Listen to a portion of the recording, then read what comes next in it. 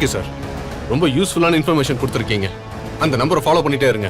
நான் இப்பவே மேடத்துக்கிட்ட இன்ஃபார்ம் பண்றேன். Okay, thank you.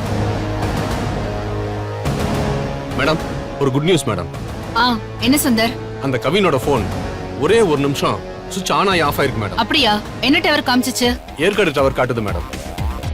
ஏற்காடா? ராஸ்கல், இங்க ஒரு அஃபென்ஸ் பண்ணிட்டு ஏற்காடுல போய் ஒளிஞ்சிருக்கானா? ஆமா மேடம். அகிலா மேடம் சொல்லுங்க. உடனடியா ஏற்காடு இன்ஸ்பெக்டருக்கு போன் போட்டு என்கிட்ட கொடுங்க. நான் இப்ப அவர்கிட்ட பேசணும். ஓகே, ஏற்பாடு பண்றேன் மேடம்.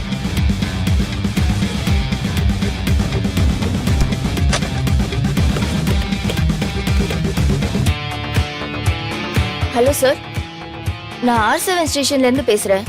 எனக்கு ஏற்காடு ஸ்டேஷனோட நம்பர் தேவைப்படுது. கொஞ்சம் இமிடியேட்டா சொல்ல முடியுமா? 1 second.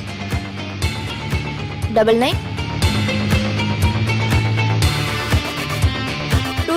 Sir. Okay sir, thank you. Hello sir, Yercaud police station. ஆமா மேடம், நீங்க? Okay sir. சார், நான் சென்னை R7 ஸ்டேஷன்ல இருந்து பேசுறேன். நாங்க ஒரு முக்கியமான டீடைலுக்காக ஏற்காடு வரோம். எங்க இன்ஸ்பெக்டர் உங்ககிட்ட பேசணும்னு சொன்னாங்க. கொஞ்சம் பேசுறீங்களா? ஒரு நிமிஷம் லைன்ல இருங்க சார். மேடம், ஏற்காடு எஸ்ஐ லைன்ல இருக்காரு. இன்ஸ்பெக்டர் இல்லையா? இல்ல மேடம். ஹலோ சார், நான் Deepika, Chennai R7 police station inspector. Madam, உங்களை நல்லா தெரியும் மேடம். கடலூர்ல வேலை பார்க்கும்போது ரவுடிங்களை தெரிக்க விட்டீங்களே, நான் நிறைய கேள்விப்பட்டிருக்கேன் மேடம். உங்க பேர் என்ன? சந்திரன் மேடம். சந்திரன், என்னை பத்தி நீங்க தெரிஞ்சு வச்சிருக்கீங்கன்றது சந்தோஷமான விஷயம்தான். இப்ப நான் எதுக்காக கால் பண்ணிருக்கேனா, ஒரு கேஸ் இன்வெஸ்டிகேஷனுக்காக நான் உடனே ஏற்காடு வர வேண்டியிருக்கு. அங்க எனக்கு கொஞ்சம் உங்களோட சப்போர்ட் தேவைப்படும். அதான் உங்க இன்ஸ்பெக்டர் கிட்ட பேசணும். மேடம், எங்க இன்ஸ்பெக்டர் அவங்க ஃபேமிலி கல்யாணத்துக்காக லீவ்ல இருக்காரு. நீங்க கிளம்பி வாங்க. உங்களுக்கு என்ன சப்போர்ட் வேணுமோ அதை நாங்க பண்றோம். ஓகே சந்திரன், தேங்க்யூ. இமிடியேட்டா நாங்க கிளம்புறோம். Okay madam.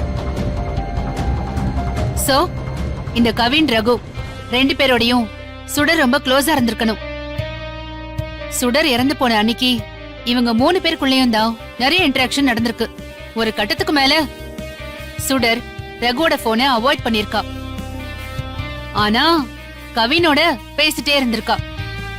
கவின் நம்பரும் சுடர் நம்பரும் ஒரே டவர்ல ஒரே இடத்துல பக்கம் பக்கமா இருந்திருக்கு.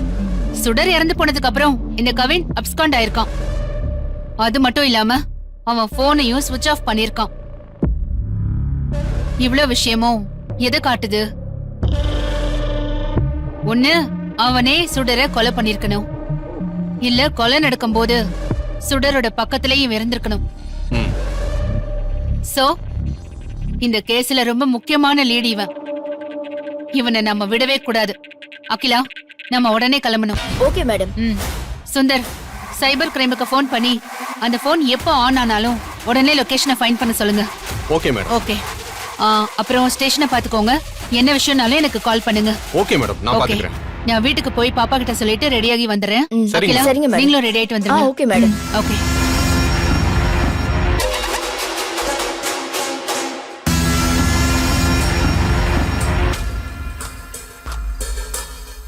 மல்லி, அந்த கவின் கொலை பண்ணிருக்கிறதுக்கு தான் வாய்ப்பு அதிகமா இருக்கு. அவனே கொலை பண்ணிருந்தாலும் உன்னை நான் விட மாட்டேன்.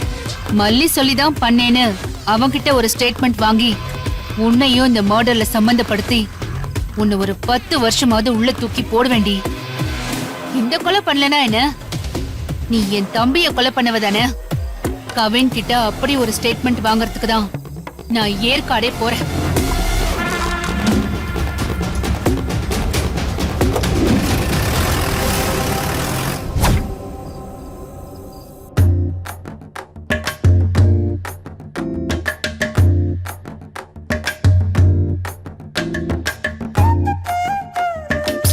எங்க போனார் இவரு? குளிச்சு ரெடியாக பக்கத்துல போயிட்டு வரேன்னு சொன்னாரு. இன்னும் காணும்.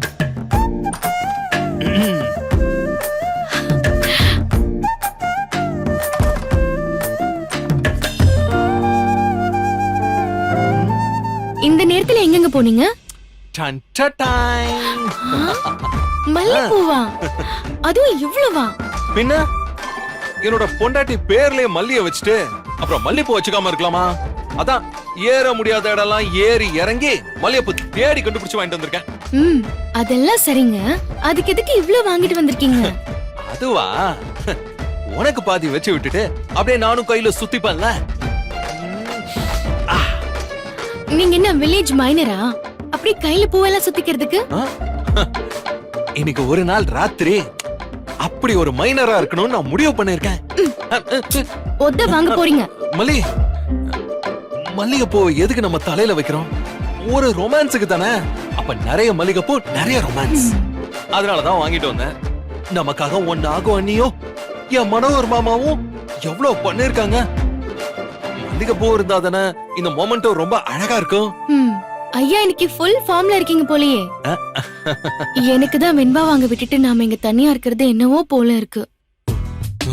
என் பொண்ணு என்ன பத்தி என்ன நினைப்பா? அவ எனக்கும் பொண்ணுதான். அதெல்லாம் அவ ஒன்னும் நினைக்க மாட்டா.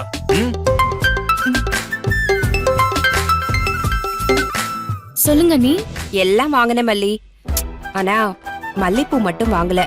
ஹோட்டல் பசங்களை விட்டு தேடி வாங்கிட்டு வர சொன்னா அவங்க எங்கெல்லாமோ தேடி பார்த்துட்டு இல்லன்னு சொல்லி வந்துட்டாங்க. சீசன் இல்லையாமே. அத உங்க விஜய் தம்பி எங்கேயோ போய் தேடி புடிச்சு வாங்கிட்டு வந்துட்டாரு. அப்படியா மல்லி? அப்பாடா, அப்போ என் தம்பி சரியாதான் இருக்காரு. நீ தான் இன்ட்ரெஸ்ட் இல்லாம இருந்துகிட்டு இருக்க. மல்லி கொஞ்சம் அப்படி இப்படின்னு நடந்துக்க மல்லி. மறுபடியும் ஆரம்பிக்காதீங்க நீ. வெண்பா தூங்கிட்டாளா? அவ நல்லா தூங்கிட்டு தான் இருக்கா. தூங்குறாளா? நல்லா தூங்க வைங்க. நான் பாத்துக்கிறேன் மல்லி, நீ அவளை பத்தி கவலைப்படாத. நான் போனை வைக்கிறேன். முடிஞ்சுச்சா? என் மல்லிக்கு இப்ப பாரு.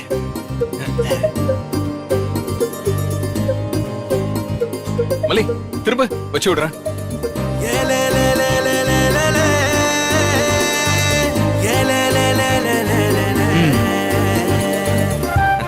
அழகு.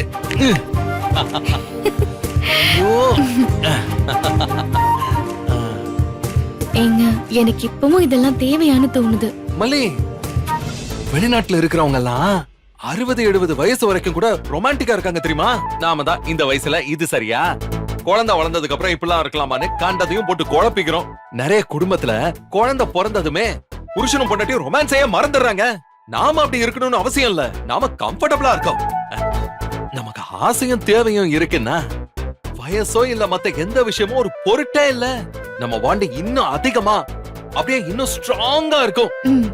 இத பத்தி பேச சொன்னா மட்டும் மணிக்கணக்கா நல்லா பேசுவீங்க. ஒரு நிமிஷம் இருங்க. யாருக்கு நீ போன் பண்ற?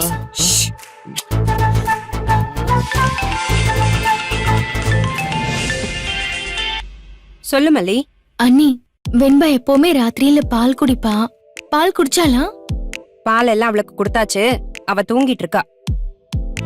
உன் மைண்ட இந்த பக்கம் விடாம விஜய் தம்பி கூட சந்தோஷமா இருக்கிறதுக்கு பாரு.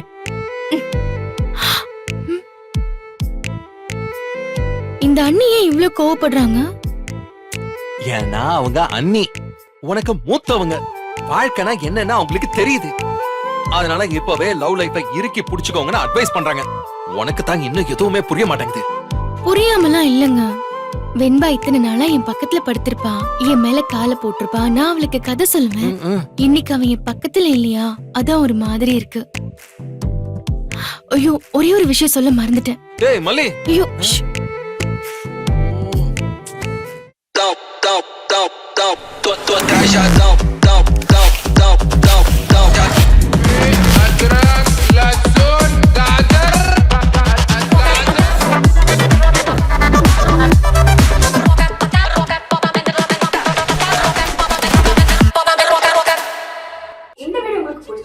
லைக் பண்ணுங்க, ஷேர் பண்ணுங்க, காமெண்ட் பண்ணுங்க.